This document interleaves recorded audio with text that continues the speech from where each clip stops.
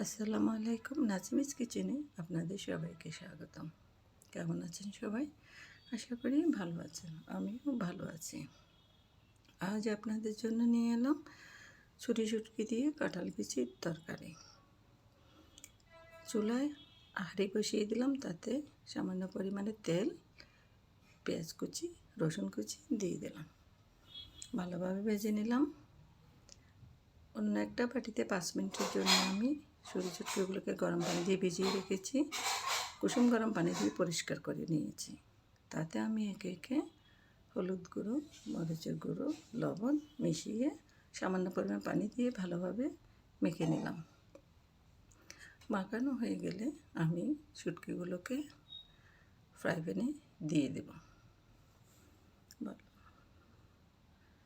Fry প্যানে দিয়ে সামান্য পরিমাণ পানি দিয়ে ভালোভাবে মিশিয়ে নিলাম। ভালোভাবে মেশাতে হবে, কষাতে হবে ঢাকা দিয়ে। আমি একটা ঢাকা দিয়ে 5 মিনিটের জন্য কষিয়ে নেব।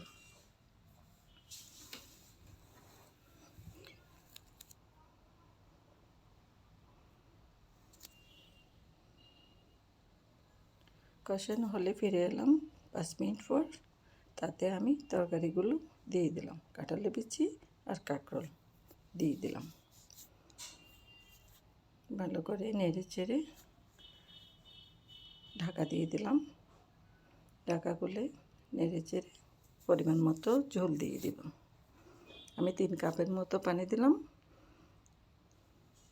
ঢাকা দিয়ে রান্না করব। ঢাকা খুলে নেড়ে চেড়ে দিয়ে নেড়ে দিলাম। একটা টমেটো কুচি দিয়ে দিলাম। ঢাকা দিয়ে রান্না করে নেব। কাঁঠালের বিচিগুলো সিদ্ধ হলো কিনা দেখলাম। সামান্য পরিমাণে সিদ্ধ হতে হবে। ফিরে আসলাম 5 মিনিট পর। হ্যাঁ, সিদ্ধ হয়ে গেল আমার কাঁঠাল বিচির তরকারি। সবাইকে ধন্যবাদ ভিডিওটা দেখার জন্য।